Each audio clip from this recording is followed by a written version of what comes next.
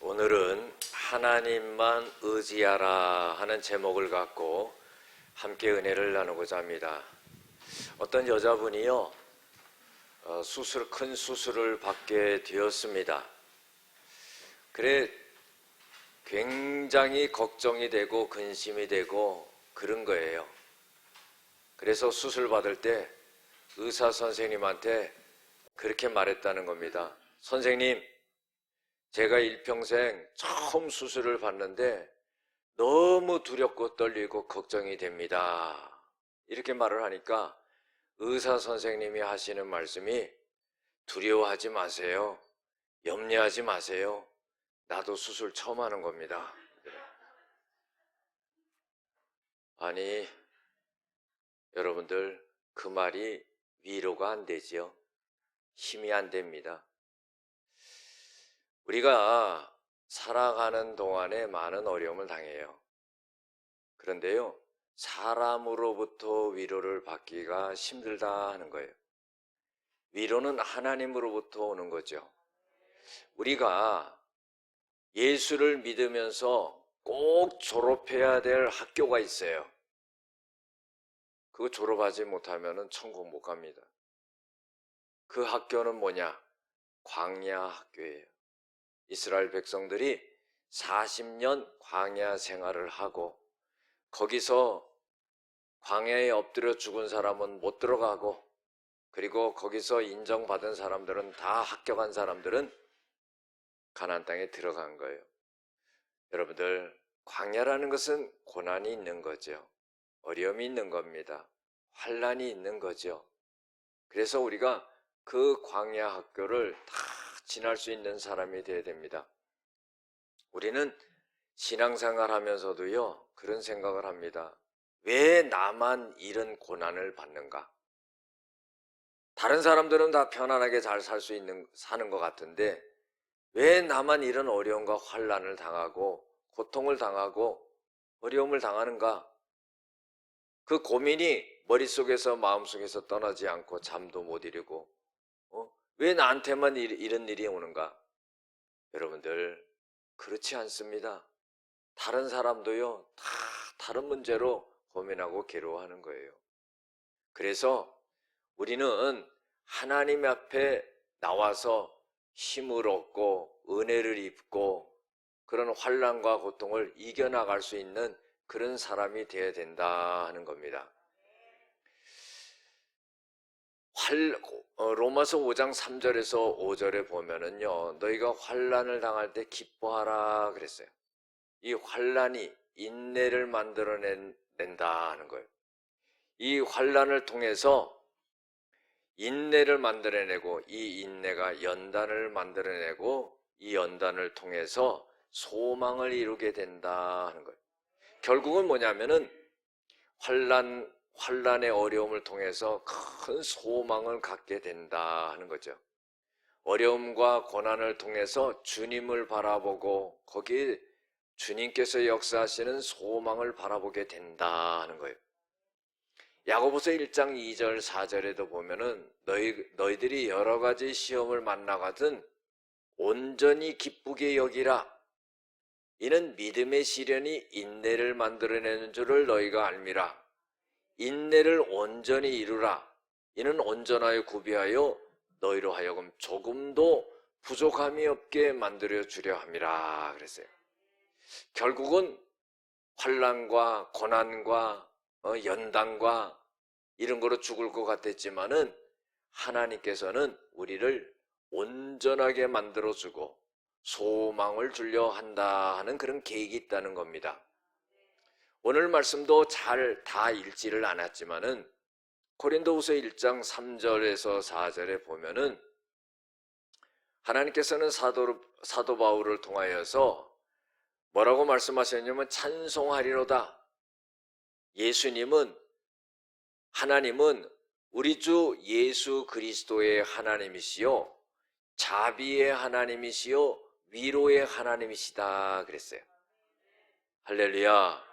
그래서 환난 중에 있는 우리를 갖다가 하나님께서는 위로하사 우리가 그 하나님께로부터 받은 위로로서 모든 환난 중에 있는 사람을 능히 위로하게 하시느니라. 그래서 우리가요, 예수 믿는 사람들이, 오래 믿은 사람들이 환난을 겪어야 되는 거예요. 연단을 겪어야 되는 거예요. 그때 하나님께서는 우리를 갖다가 위로해 주시고 건져 주시는 겁니다. 그걸 통해서 믿음이 연약한 사람들, 그 사람들에게 위로를 주고, 내가 하나님께 받은 위로가 없는데 어떻게 위로를 줍니까? 위로를 주고 힘을 주고 그렇게 해야 된다는 거예요. 아픈 사람한테 가서요, 말씀을 전할 때요, 저는 많은 은혜를 끼칩니다. 왜 많은 은혜를 끼치냐? 나는 암에 걸렸다가 살아났다 그러는 거예요. 그 한마디만 하면 돼요. 할렐루야. 죽을 뻔했다가 살아난 거 얘기하면은요, 아이고, 내가 앓고 있는 거니까 아무것도 아니네, 약관에. 이렇게 생각하는 거예요. 아유, 목사님 어디가 아파요, 어디가 아파요. 그런 거예요. 그런데요, 나는 암에 걸렸다가 죽을 뻔했는데 살아났는데 지금 완치됐다고 그러면 할렐루야. 그런 거예요. 어제도 토요일 날 사업장 예배를 딱 들어갔는데 우리 교회 계속 헌금을 하시는 그 신집사님이라는 분이 아주 오랫동안 머리가 아팠어요. 그래 내가 예배만 들어가면 목사님 머리가 아파요, 머리가 아파요. 아이, 저거 그냥 내버두면 안 되겠다. 저거를 고치던지 무슨 해야지. 그래가지고 어느 날 제가 기도하고 딱 들어가서요, 그랬어요. 집사님, 나를 보세요. 내가 한 서너 번 기도해 드릴 테니까요, 기도할 때 난 줄로 믿어요. 그랬더니 아멘 하더라고. 아, 그 몇 번 기도했는데요, 싹 나버린 거예요. 병원에 가가지고 뭘 찍어보고 검사해보고 다 해봐도 이상이 없대. 그래가지고 어제도 물어봤어요, 제가. 한참 지났지요? 한참 지났습니다. 집사님 괜찮아요? 그러니까 목사님 괜찮아요. 여러분들, 하나님은 우리를 위로해 주십니다. 우리가 어떤 형편에 어떤 문제 가운데 어떤 마음으로 교회에 나왔던지 간에 하나님께서는 우리의 형편과 여건을 다 아시고 우리를 위로해 주시고 우리에게 힘을 주시고 우리를 건져주시는 그런 하나님인 것을 믿습니다. 오늘 본문의 사도 바울은요, 자기가 많은 환난을 당했다 이거예요. 고난을 당했다는 겁니다. 심지어는 고린도전서 4장 9절에 보면은요, 하나님이 우리를 죽이시기로 작정했다 이렇게까지 표현을 해요. 너무너무 고난을 당하니까 아이고, 하나님이 우리를 죽이려고 하시는 모양이다. 그래가지고는 자기네들을 끄트머리에 던져놨다 그런 거예요. 아예 그냥 쳐다보지도 않고 제외시켜놨다는 거예요. 그래서 우리가 천사들과 사람들 앞에서 구경거리가 됐습니다. 그런 고백을 하는 거예요. 여러분들, 사도 바울 같은 그런 사람이요, 얼마나 큰 고난을 당했는지, 아이고, 하나님이 우리를 버리시고 우리를 죽이시기로 작정해서 우리는 이제 천사들과 사람들 앞에서 구경거리가 되는 존재밖에 되지 않았다. 왜? 너무나 고난을 당하니까. 여러분들, 진짜로 고난을 당하고 진짜로 환난을 당한다는 것이 무엇인지 아십니까? 그것은요, 우리가 일상적으로 당하는 그런 환난과 고난이 아니에요. 그것은 주님을 위한 고난이 되어야 되는 거예요. 주님의 일을 할 때 당하는 환난과 고난이 진짜 고난과 환난이에요. 우리가 주의 일을 할 때도요, 어떤 사람들은 그런 사람들이 있어요. 조금 일을 하고요, 아우 힘들다고. 여러분들, 진짜 힘들다고 말해야 될 때가 어느 때인 줄 아십니까?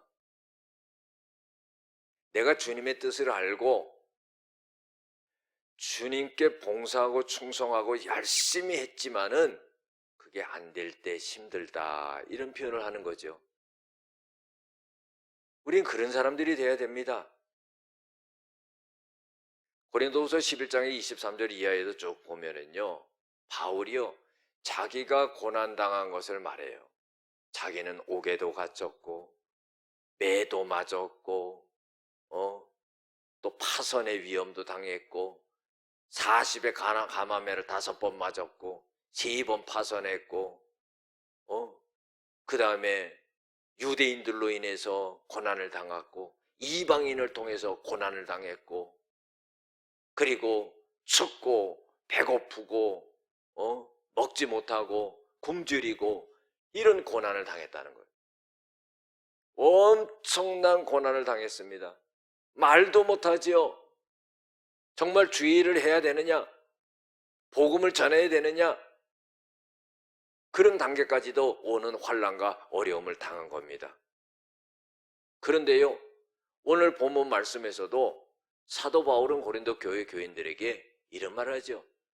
내가 아시아에서 당한 이 고난, 환난을 너희가 알지 못하기를 원하지 아니한다. 그거는 꼭 알아야 된다는 말이에요. 내가 아시아에서 당한 환난을 너희가 알지 못하기를 원하지 아니하노니 얼마나 고난이 심했는지 살 소망이 끊어졌다는 거예요. 그리고 우리가 사형 선고를 받은 거와 같았다 그런 겁니다. 그런데 우리가 이제 딱 죽었구나 이런 생각을 하고 사형 선고를 받았다 이렇게 생각을 했는데 이것은 자기를 의지하지 말고 죽은 자를 다시 살리신 하나님만 의지하게 하려 함이라 그랬어요. 하나님을 의지하게 된다면은 하나님이 우리를 건지셨고 또한 어떻게 해요? 건지실 것이며 건지셨고 건지실 것이며 또 건지시기를 원하노라. 사랑하는 성도 여러분, 하나님께서는요 환난을 주신 이유가 있다는 거예요. 오늘 말씀 속에서 이 말씀을 우리가 깊게 깨달아야 됩니다. 하나님이 환난을 주신 이유가 뭐냐 말이에요. 목적이 뭐냐 말이에요. 그것은 하나님만 의지하게 하려 함이라 그래요. 그럼 이 말씀을 가만히 깊게 생각해 보면은요, 하나님을 의지하게 하기 위해서 하나님이 환난을 주셨는데 하나님을 의지하지 못했기 때문에 그 환난이 온 거잖아요. 우리 그거 알아야 돼요. 하나님은 하나님을 의지할 수 있는 그런 믿음을 갖게 하기 위해서 환난과 어려움을 줬다는 거예요. 우리가 하나님을 의지하는, 절대적으로 의지하는 그 믿음이 없었기 때문에 환난이 온 거예요. 그래서요, 우리는 하나님을 절대로 의지하는 그런 믿음을 가져야 됩니다. 의지하세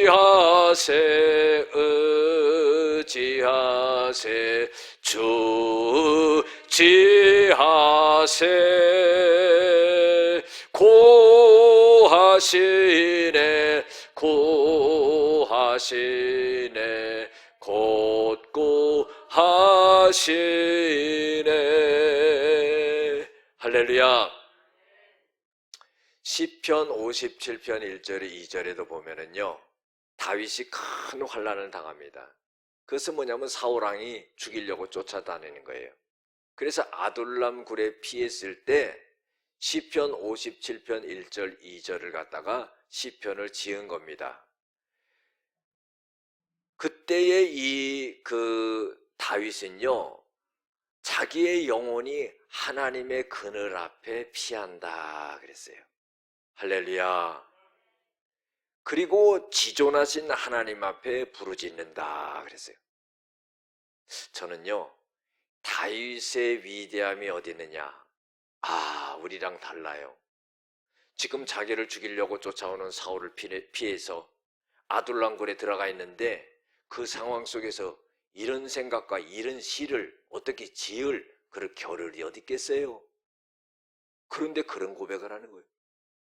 또 다윗은요, 천만일이 나를 둘러 진친다 할지라도 내가 두려워하지 아니하리로다. 그리고 잠을 자는 거예요. 여러분, 그게 믿음인 겁니다. 하나님을 믿고 하나님을 의지하고 하나님을 신뢰하는 자는요, 상황을 바라보지 아니하고 두려워하지 아니하고 주님을 바라보고 주님을 의지하고 주님께 부르짖고 주님께 간구함으로 그 문제를 풀어나간다는 거예요. 할렐루야! 우리가 잊지 말아야 될 게 뭡니까? 항상 하나님은 살아계신 하나님이다. 그 하나님은 나의 하나님이다. 그 하나님은 나와 함께 하시고 내 기도를 들으시는 하나님이다 하는 거예요. 내가 믿음을 갖고 있지 아니하는데 하나님이 바라보실 때 내 속에 있는 믿음을 하나님 앞에 인정받지 못하는데 어떻게 하나님이 문제를 해결하시고 어떻게 하나님이 내 인생의 길을 여시겠냐 말이에요. 요한복음 14장 6절에도요. 예수님은 우리 길이 되신다고 그랬어요. 진리가 되신다고 그랬습니다. 생명이 되신다고 그랬습니다.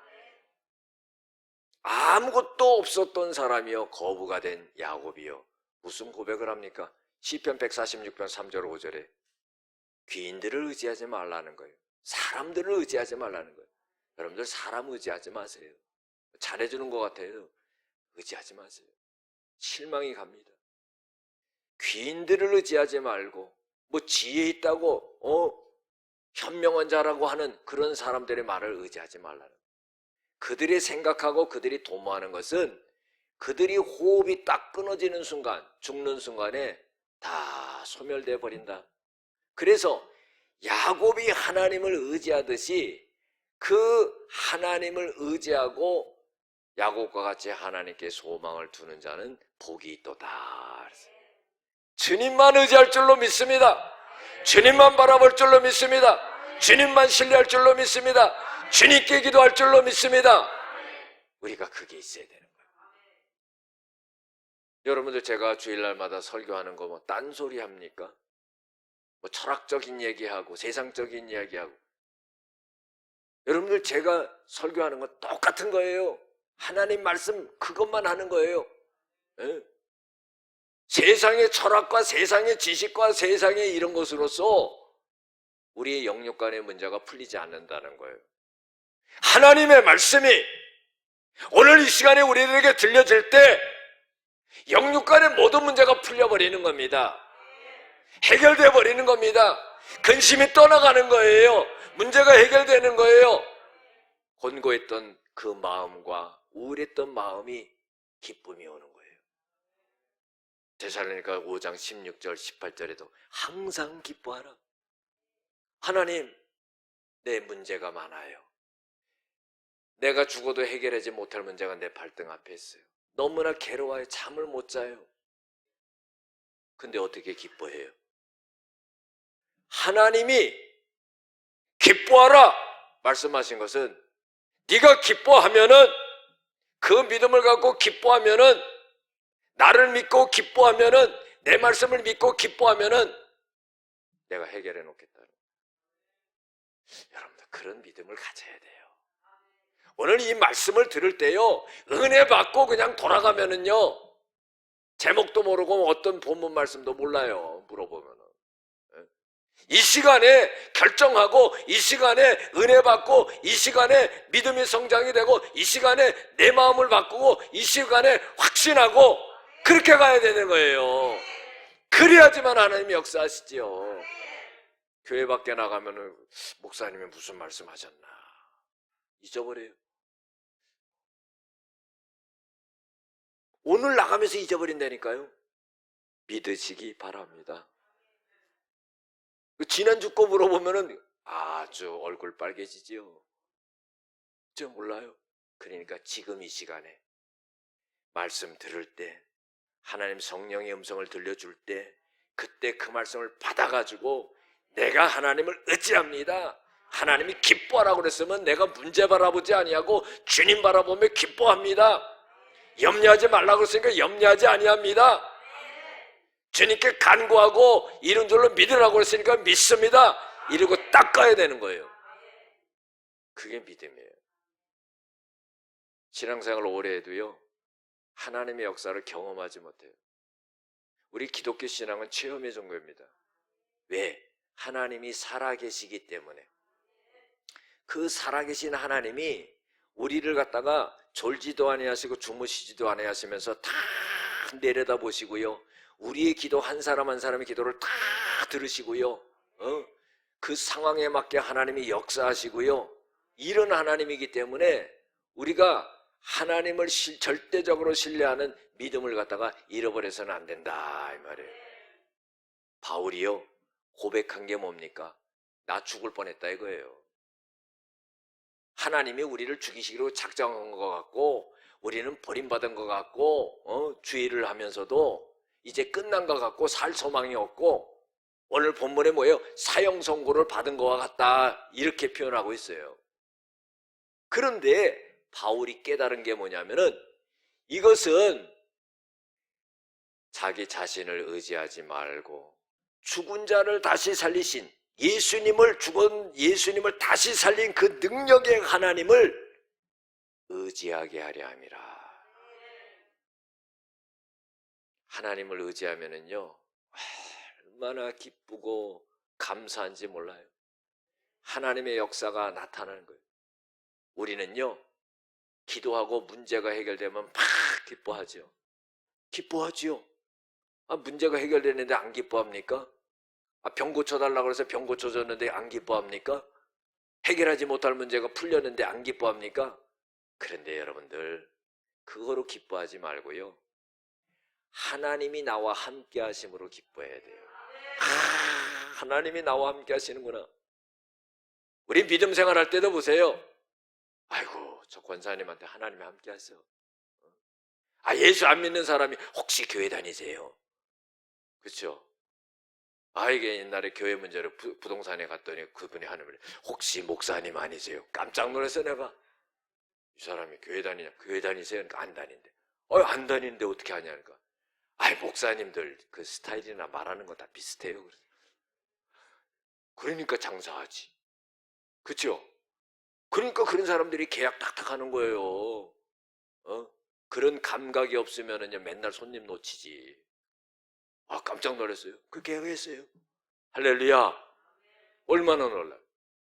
여러분들 하나님을 의지해야 되는 거예요. 바울은 오늘 말씀 속에 그거예요. 죽을 뻔했다 이거예요. 그러나 내가 이렇게 죽을 뻔한 환난을 당한 것은 하나님이 죽은 자를 다시 살리신 그 하나님만을 의지하게 하려는 믿음을 나에게 심어주려고 했다는 거예요. 저도요 한 10년 전만 해도요 내가 믿음이 없는 목사였다 그렇게 생각 들어요. 지금 와서 생각해 보니까 믿음이 없었어. 그런데요 죽을 뻔한 고비들을 넘기니까요 믿음이 생긴 거야. 할렐루야. 죽음에서 건져내시는 그 하나님을 경험하니까 믿음이 생긴 거예요. 목사가 설교할 때 확신이 있어야지요. 왜? 믿음이 들어가 있으니까. 여러분들 웬만하면 한번 믿어보시면 좋을 것 같은데요. 이렇게 사정한다고 여러분들이 믿겠어요? 내 안에 계신 하나님, 나와 함께 하시는 하나님, 나에게 역사하시는 하나님, 살아계신 하나님, 그 하나님의 말씀을 전하는 거예요. 여러분들 우리가 그런 믿음이 있어야 된다는 거예요. 그때 하나님은 역사하는 거죠. 바울은요 고린도 교회 교인들에게 이걸 말하는 거예요. 하나님이 그래서 우리를 건지셨다는 거예요. 건지신 거예요. 이 말씀을 들을 때 내 인생의 모든 문제를 하나님이 건지셨구나. 내 영혼의 문제를 건지셨구나. 내가 부족하고 연약하고 죄악되고 하지만은 하나님이 나를 건지셨구나. 그것을 믿고 가야 되는 거예요. 듣고만 가는 것이 아니라 하나님이 나를 건지셨구나. 믿고 가는 믿음이 있어야 되는 거예요. 새롭게 하소서 여러분들 많이 들을 거예요. 보거나 구세군 사관학교의 황선영 총장님이라고 있어요. 이분이 어느 날요 급성 백혈병에 걸렸다는 진단을 받은 거예요. 그런데요 2, 3주밖에 못 산다는 거예요. 이야 청천벽력 같은 일이죠. 그 총장직에 있고 주님의 일을 열심히 하고 하는데 어느 날 급성 백혈병으로 2, 3주밖에 못 산다고 그러니까 얼마나 낙심이 됩니까? 그래가지고요, 응급실에 딱 누워있는데요, 너무나 걱정, 근심이 쌓여있는데 비몽사몽간에 환상을 본 거예요. 환상을 봤는데 응급실 옆에 까만 사람이 하나 누워있더래. 그래가지고요, 그 환상 중에 그게 누군가 이렇게 쳐다보니까 그게 자기들이라는 거야. 그걸 바라보면서 아이고 죽었다, 이런 생각이 들지 않겠어요? 그런데 조금 있다가 보니까요, 자기가 누워있던 그 까맣게 누워있던 자기를 이렇게 바라보는데 거기에 예수님이 누워 계시더라는 거야. 그래가지고는요, 이 총장님이 나는 살았다. 자기가 까만 시체의 모습으로 누워있을 때는 죽었다는 생각이 드는데 그 자리에 주님이 누워 계신 거야. 나는 살았다. 그래가지고 6개월간의 치료 과정을 받고 완치돼 버린 겁니다. 할렐루야! 여러분들, 하나님은 그런 하나님이에요. 하나님은 적합할 때 알게 하시고 치료하시고 건져주시고 이렇게 세우시는 그런 하나님이라는 거예요. 저도 하나님이 내버려뒀으면 지금 죽었지요. 깔딱깔딱하고 있었을 거예요. 그런데 하나님이 완치하신 거예요. 얼마나 놀라운 역사입니까? 하나님을 의지하라 이 말이에요. 그리고 바울이요, 고린도 교회 교인들에게 이 한마디를 합니다. 그것은 뭐냐면은 너희도 우리를 위하여 간구함으로 도우라. 이게 뭐예요? 중보기도죠. 다른 사람을 위해서 하는 기도가 중보기도예요. 그래, 예수 믿으면은요, 자기만 위해서 기도하지 마세요. 자기만 위해서 살지 마세요. 자기를 위해서 사는 자도 없고 자기를 위해서 죽는 자도 없다고 그랬어요. 우리는 사나 죽으나 하나님의 것이라 그랬어요. 하나님의 영광을 위해서 살고 형제자매를 위해서 좀 살고 자기 기도만 하고 그냥 땡 하고 그냥 가지 말고 1, 2분 기도하면 기도할 게 없어. 그것도 뭐 뻔해. 안 봐도 뻔해. 뭐 기도했는지. 가족 건강하게 해주세요. 애 공부 잘하게 해주세요. 남편 돈 잘 벌게 해주세요. 행복하게 살게 해주세요. 그게 끝이야. 그런 건 할 게 없어. 아니, 교회 주일날 설교들을 나오려면 목사를 위해서 1분이라도 기도해야 될 거 아니야. 아멘도 안 해서. 기도를 안 하니까 양심에 찔리니까 아멘도 못 하는 거야. 아멘하고 기도해주면 되잖아. 기도해 줄 줄 믿습니다. 좀 적극적으로 가야지, 적극적으로. 그렇잖아요.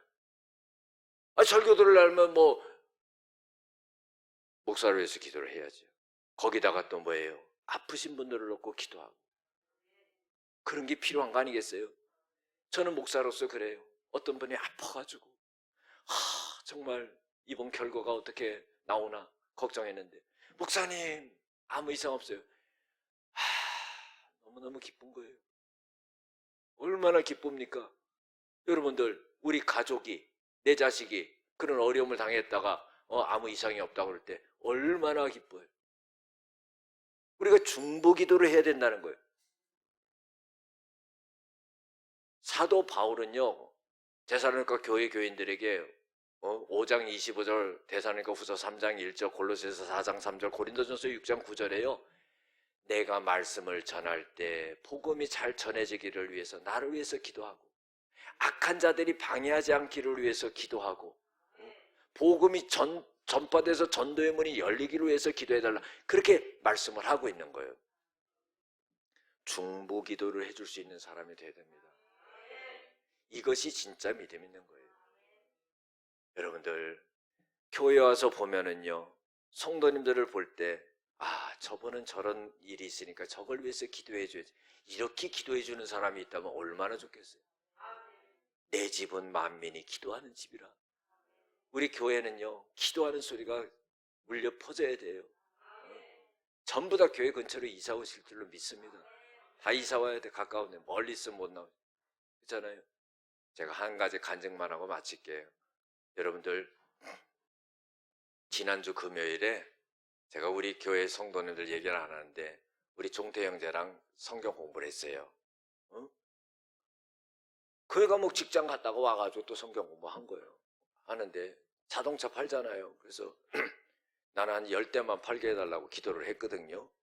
그래가지고 물어봤어요. 지금 몇 대 팔았냐고 해서 한 뭐 대여섯 대 팔았겠거니 했는데 목사님 10대 팔았어요. 그래. 야, 벌써 기도의 응답이 받았네.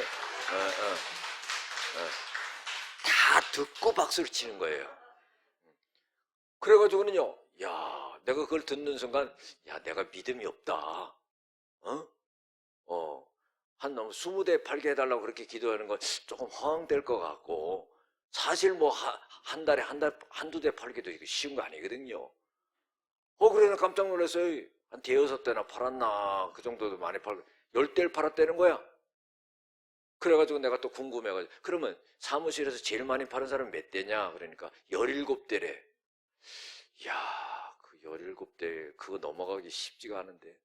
아니, 자동차 파는 건 내가 또 믿음이 약해. 안 팔아봐서. 그래, 그러니까 종태 형제가, 목사님, 토요일 날 이제 내일 당직인데요. 기도해 주세요. 넘을 수도 있어요. 뭐 그래. 어제 저녁 때 토요일 날 늦게 전화 왔어요. 목사님, 오늘만 11대 계획했습니다. 요때 박수를 치는 거예요. 아니, 21대를 파는 거예요.